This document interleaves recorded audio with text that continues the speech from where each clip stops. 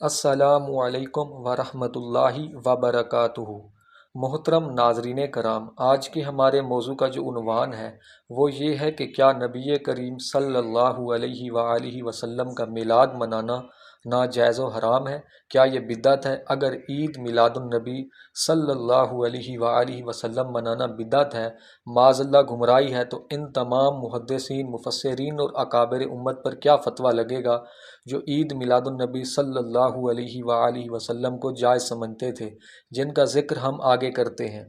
یہ وہ تمام محدثین اور اکابرین امت ہیں جنہوں نے نبی کریم صلی اللہ علیہ وآلہ وسلم کا دین ہم تک پہنچایا۔ ان میں سے اکثر محدثین برصغیر کے چوٹی کے محدثین ہیں، جن کی وجہ سے برصغیر میں علم حدیث عروج کو پہنچا،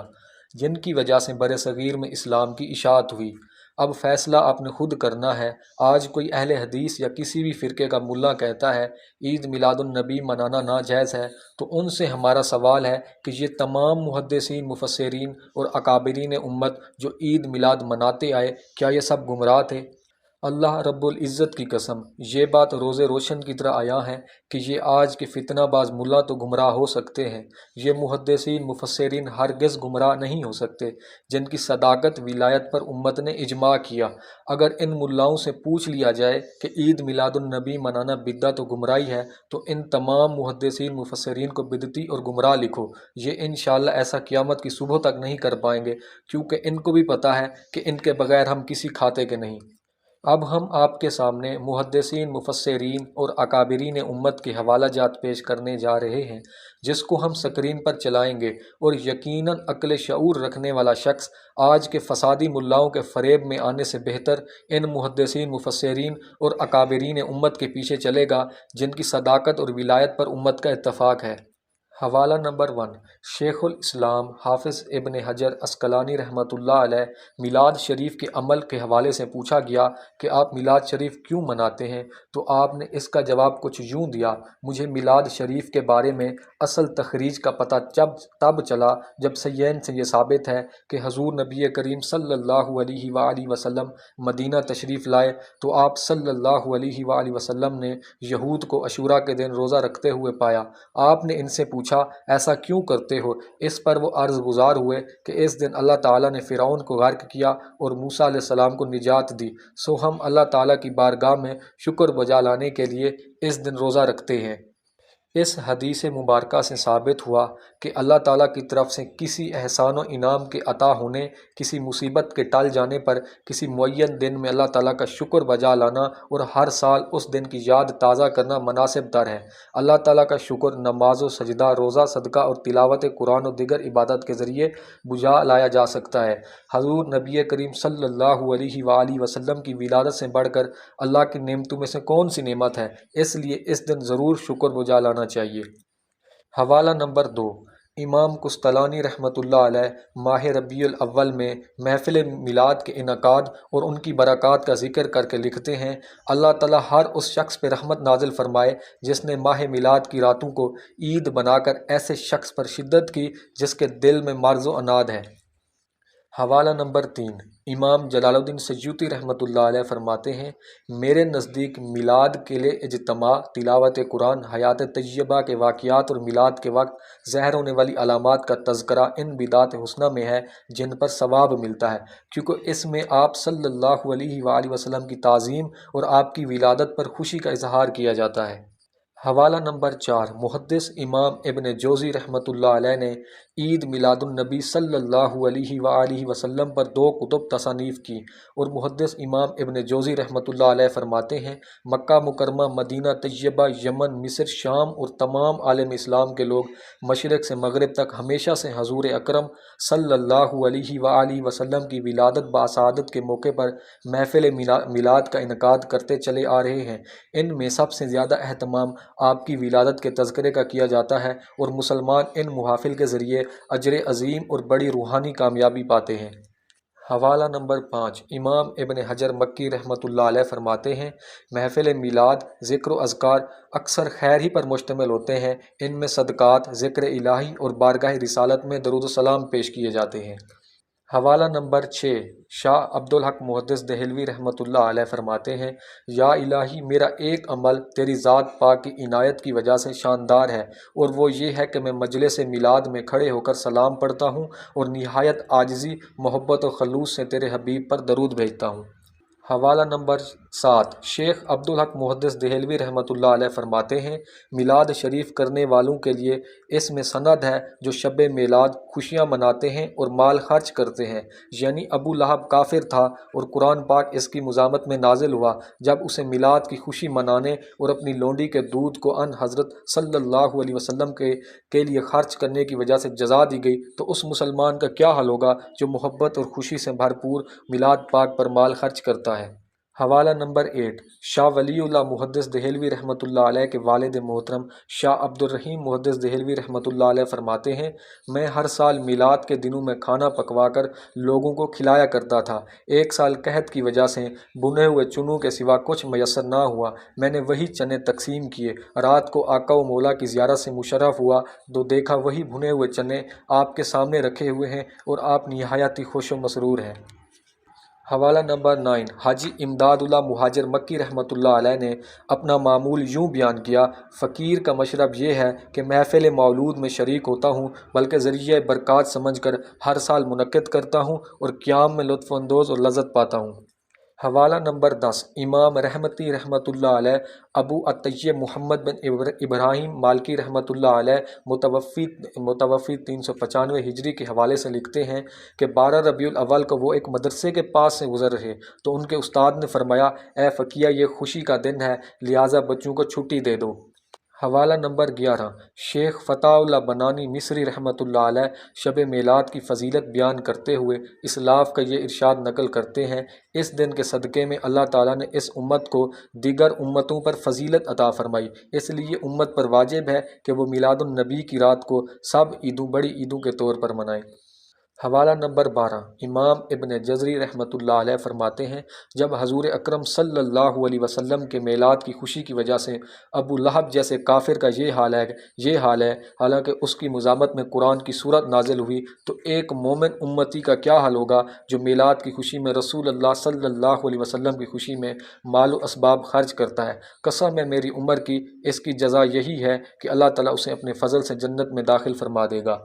حوالہ نمبر 13 حجت الدین امام عبداللہ محمد بن عبداللہ بن ظفر مالکی کہتے ہیں، اہل محبت حضور کے میلاد کی خوشی میں دعوت طعام منعقد کرتے آئے ہیں، کہہ رہا کہ جن اصحاب محبت نے بڑی ضیافتوں کا انعقاد کیا، ان میں شیخ ابو الحسن بھی ہیں جو کہ ابن کفل قدس اللہ سرہ کے نام سے مشہور ہیں، اور ہمارے شیخ ابو عبداللہ محمد بن نعمان کے شیخ ہیں۔ یہ عمل مبارک جمال الدین اجمی حمزدانی بھی کیا۔ مصر سے یوسف حجاج نے اسے باقدرِ وسعت منعقد کیا، پھر انہوں نے حضور پاک کو خواب میں دیکھا، آپ نے یوسف حجاج کے عمل کے مذکورہ کی ترغیب دے رہے ہیں، ان کے نبی کریم میلاد منانے کی ترغیب دے رہے ہیں۔ حوالہ نمبر 13 شیخ معین الدین عمر بن محمد الملا رحمۃ اللہ علیہ شہر موصلہ میں پہلے شخص تھے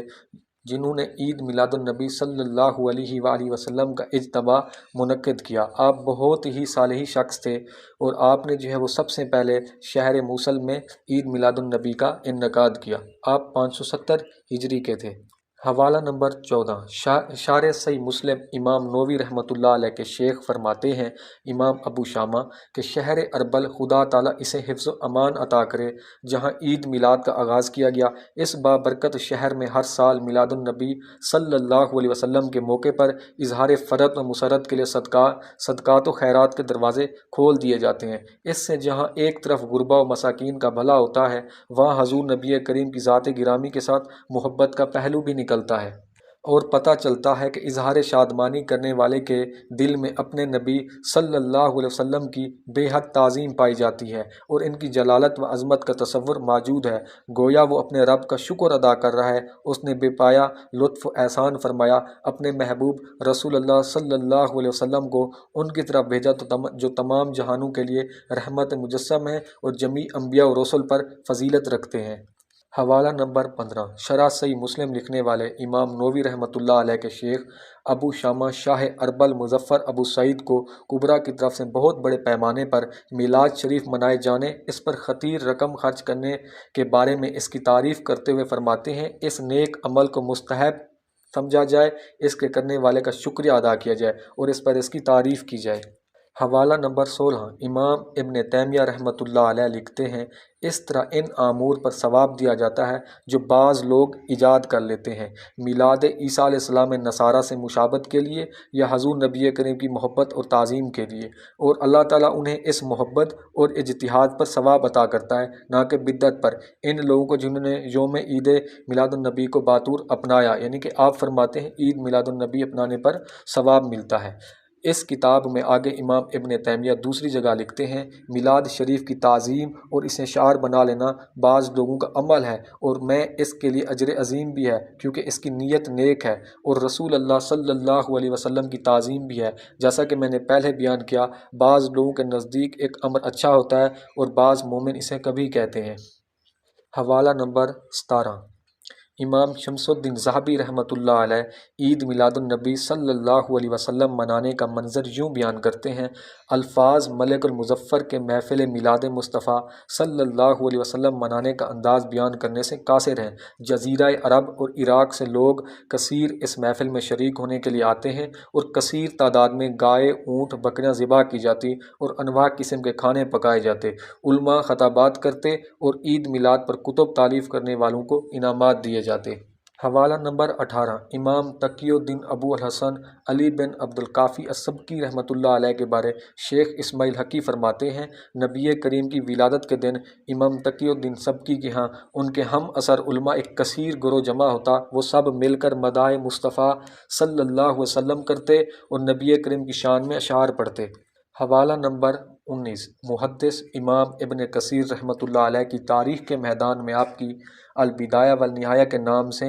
ایک مایہ ناز تصنیف موجود ہے۔ اس کتاب میں انہوں نے شاہ اربل ابو سعید المظفر کے جشن عید میلاد کے بارے مفصل تفصیل سے لکھا۔ اس کے علاوہ امام ابن کثیر نے ذکر مولد رسول صلی اللہ علیہ وسلم کے نام سے ایک رسالہ بھی تالیف کیا، اور عید میلاد النبی صلی اللہ علیہ وسلم کے جواز پر ابو لہب کا سویبہ نامی عورت کو آزاد کرنے والی حدیث سے دلیل بنایا۔ ابن کثیر۔ حوالہ نمبر 20 امام سخاوی رحمۃ اللہ علیہ لکھتے ہیں، میلاد النبی منانے کے بارے فرماتے ہیں، محفل میلاد النبی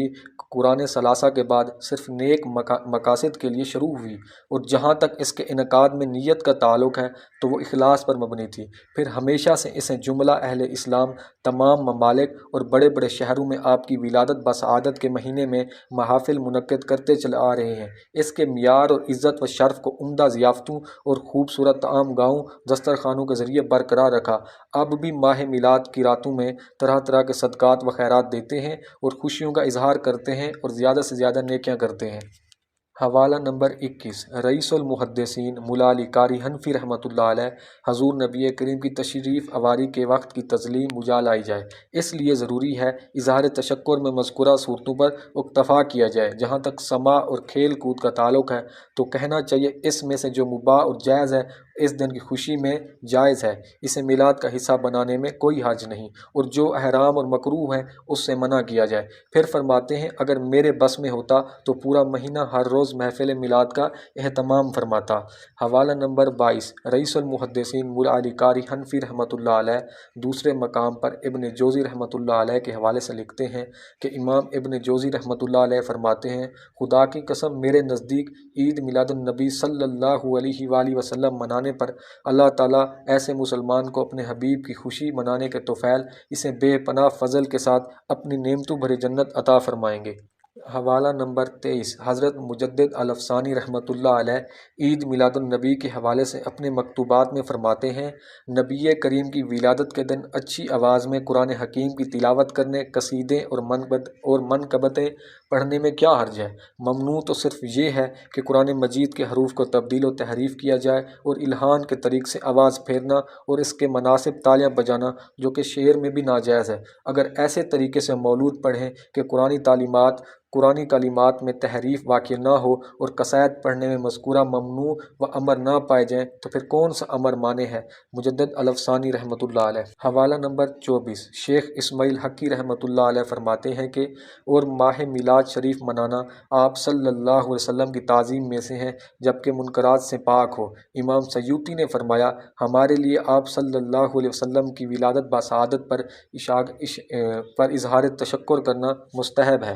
حوالہ نمبر 25 عید میلاد النبی کے حوالے سے شاہ ولی اللہ محدث دہلوی رحمۃ اللہ علیہ فرماتے ہیں اس سے پہلے میں مکہ مکرمہ میں حضور اکرم صلی اللہ علیہ وآلہ وسلم کی ولادت بسعادت کے دن ایک ایسی میلاد کی محفل میں شریک ہوا جس میں لوگ آپ صلی اللہ علیہ وآلہ وسلم کی بارگاہ اقدس میں ہدیہ و درود السلام عرض کر رہے تھے اور وہ واقعات بیان کر رہے تھے جو آپ صلی اللہ علیہ وآلہ وسلم کی ولادت کے موقع پر ظاہر ہوئے، جن کا مشاہدہ آپ صلی اللہ علیہ وآلہ وسلم کی پیدائش سے پہلے ہوا۔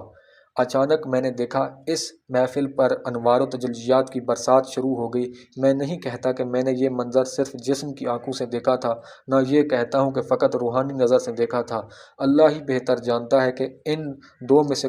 کون سا معاملہ تھا۔ بہرحال میں ان انوار میں غور و خوض کیا تو مجھ پر یہ حقیقت منکشف ہوئی کہ یہ انوار ان ملائکہ کی ہے جو ایسی مجالس اور مشاہدے میں شرکت پر مامور و مقرر ہوتے ہیں۔ میں نے دیکھا کہ انوار ملائکہ کے ساتھ انوار رحمت کا نزول واقع ہو رہا ہے۔ حوالہ نمبر 26 شاہ عبدالعزیز محدث دہلوی رحمۃ اللہ علیہ فرماتے ہیں کہ اور ماہ ربیع الاول کی برکت حضور نبی کریم صلی اللہ علیہ وسلم کی میلاد شریف کی وجہ سے ہے۔ جتنا امت کی طرف سے آپ صلی اللہ علیہ وآلہ وسلم کی بارگاہ میں ہدیہ درود السلام اور تعامل کا نذرانہ پیش کیا جائے اتنا ہی آپ صلی اللہ علیہ وآلہ وسلم کی برکتوں کا ان پر نزول ہوتا ہے۔ حوالہ نمبر 27 سید احمد بن زینی دہلان حسنی ہاشمی قریشی مکہ مکرمہ میں پیدا ہوئے۔ آپ کی قبر جنت البقیع ہے۔ آپ مکہ مکرمہ کے مفتی تھے اور اپنے معاصر علماء حجاز میں بلند پایہ رتبہ پر فیض تھے۔ آپ نے قریباً ہر موضوع پر قلم اٹھایا اور 25 سے زائد کتب اور رسائل لکھے۔ آپ فرماتے ہیں عید میلاد النبی کے حوالے سے کہ عید میلاد النبی کی خوشی منانے پر تو ایک کافر بھی جزا سے محروم نہیں رہ سکتا، پھر توحید پرست مسلمان کو ملنے والے اجر و ثواب کا کیا عالم ہوگا۔ میلاد شریف منانے والے کے نیک مقاصد اور دلی خواہشات جلد پائے تکمیل تک پہنچتی ہیں۔ حوالہ نمبر 28 غیر مقلد دین کے نامور عالم دین نواب صدیق حسن بھوپالی میلاد شریف منانے کی بابت لکھتے ہیں اس میں کیا برائی ہے کہ اگر ہر روز ذکر حضور اکرم صلی اللہ علیہ وسلم نہیں کر سکتے تو ہفتے میں یا ہر حال میں یا ہر ماہ میں تو اس کا ضرور کریں اور کسی نہ کسی دن بیٹھ کر ذکر واعظ سیرت و سمت آپ وسلم کی بیان کی جائے، پھر ایام ماہ ربیع الاول کو بھی خالی نہ چھوڑا جائے اور ان روایات میں و اخبار کو آثار کو پڑھے جائیں جو صحیح طور پر ثابت ہیں۔ پھر نواب صدیق حسن خان بھوپالی آگے لکھتے ہیں جس کو حضور اکرم صلی اللہ علیہ وسلم کے میلاد کا حال سن کر خوشی حاصل نہ ہو، شکر خدا کا حصول اس کے نعمت نہ کرنے پر ہو تو وہ اپنے آپ کو مسلمان ہی نہ سمجھے۔ حوالہ نمبر 29 عید میلاد النبی کے حوالے سے امام نووی رحمۃ اللہ علیہ فرماتے ہیں کہ عید میلاد النبی ان اچھے کاموں میں سے ہے جو ہمارے زمانے میں ہو رہا ہے۔ ہر سال یوم عید میلاد النبی کے موقع پر اہل اسلام اظہار فرحت و سرور صدقات و خیرات کرتے ہیں۔ اس میں غریبوں کے ساتھ حسن سلوک اور حضور پاک کی محبت اور آپ کی تعظیم و توقیر کے ساتھ آپ کی ولادت مبارکہ کا شکر ادا کرنا ہے۔ اللہ کریم نے نبی کریم کو اس دن رحمت للعالمین بنا کر بھیجا۔ حوالہ نمبر 30 حکیم الامت دیوبند جناب اشرف علی تھانوی کہتے ہیں حضور اکرم صلی اللہ علیہ وآلہ وسلم کا وجود سب سے بڑی نعمت ہے۔ یوم ولادت پیر بتاریخ 12 ربیع الاول باعث برکت ہے۔ اس دن و یوم میلاد سے برکتیں حاصل کرنی چاہیے۔ محترم ناظرین کرام، ویڈیو کی طوالت کے خوف سے ہم اتنا دلائل پر اکتفا کرتے ہیں۔ جمہور محدثین مفسرین عید میلاد النبی منانے کو جائز سمجھتے تھے، لہٰذا آج کے ان دھوکے باز ملاؤں کے فریب میں آ کر عید میلاد النبی صلی اللہ علیہ وآلہ وسلم جیسی عظیم نعمت سے محروم نہ ہوں۔ عید میلاد النبی منانا مستحب عمل ہے، فرض یا واجب نہیں۔ جو عید میلاد النبی صلی اللہ علیہ وآلہ وسلم نہیں مناتا اس پر کوئی گناہ نہیں۔ ہاں اگر کوئی اس کو ناجائز و حرام کہتا ہے اور میلاد کے بغض میں ہر وقت طعن و تشنیع کرتا رہتا ہے پھر وہ سراسر